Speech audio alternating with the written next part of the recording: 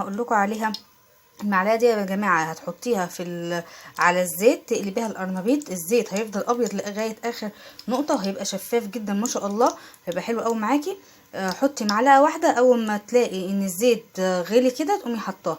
ايه هي المعلقه دي يا ست الكل؟ هقولك. بصي دي نشا، معلقه نشا، تقومي حطاها كده وبس كده. بصي بقى هيفضل ابيض وزي الفل معاكي، والزيت هيفضل ابيض لغايه اخر واحده. تمام، سيبي عادي ما تقلقيش، خليه يغلي مفيش مشكله. هنجيب بقى القرنبيط اللي انا قلت لكم عليه اهو اهو. بصوا بسم الله ما شاء الله، هاخده كده من الخليط هنزله على طول كده. ابتدى بقى يغلي اهو. هجيب هنا ادي تغرقيها حلو. انا بحب الخلطه بتبقى تقيله كده شويه اهي كده بالشكل ده. هحط بقى الكميه اللي انا عايزاها كلها. انا بحب برضو ايه الواحده بتبقى احبها صغيره قوي شويه، ما بحبهاش تقيله يعني، ما بحبهاش. كل واحده بقى على حسب هي بتحبها ازاي كده بالشكل ده. هخلص واجي لكم.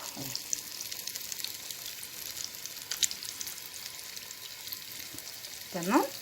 بصوا يا بنات انا كده يعتبر خلاص خلصت ما شاء الله. الزيت لسه فاتح وما شاء الله يعني شفاف، ما اسودش بقى وغمق قوي، لا ما شاء الله زي الفل اهو. انت شايفاه زي الفل يعني. ممكن اكمل كمان في قلي، وممكن اجيب قرنبيطه تانية واعملها فيها معلقه ما شاء الله، معلقه او نص معلقه يعني، نص معلقه معلقه على حسب كميه الزيت اللي انت حطاها. معلقه نشا او نص معلقه نشا بتحطيها على الزيت لما بيسخن ما شاء الله، وتحطي القرنبيط. والله العظيم بتخلي الزيت لسه فاتح زي ما هو انت شايفه كده، فاتح ما يغمقش. طبعا لما بنيجي نقلي القرنبيط يعني عشان ما شاء الله بيبقى كميه، فبيغمق وبيقل طبعا قوي، وبيغمق قوي بيسود. لكن بسم الله ما شاء الله المعلقه دي خلت لونه فاضل يعني، محتفظ بلونه الشفاف ده. بصي لونه الشفاف اهو. عشان بصي لو المعلقه هجيب لك معلقه وتشوفي. بصي عامل ازاي شفاف يعني، ما غمقش ولا اي حاجه يعني. النشا سحبت ايه الوصف تحت خالص.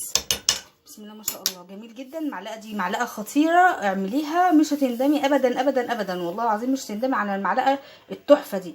معلقه نشا هتوفر عليكي ازازه زيت ب70 جنيه. انا بصراحه ما حطيتش الا شويه دول، وما شاء الله يعني زي ما هم يعتبر زي ما هم، ما قالوش الا حاجه بسيطه يعني. انا اقدر كمان اجيب قرنبيطايه تانية واعمل يعني ما شاء الله، او اوفر الزيت الغالي قوي علينا يا جدعان. الزيت اللي مولع نار ده ربنا يرحمنا بقى برحمته، الله المستعان.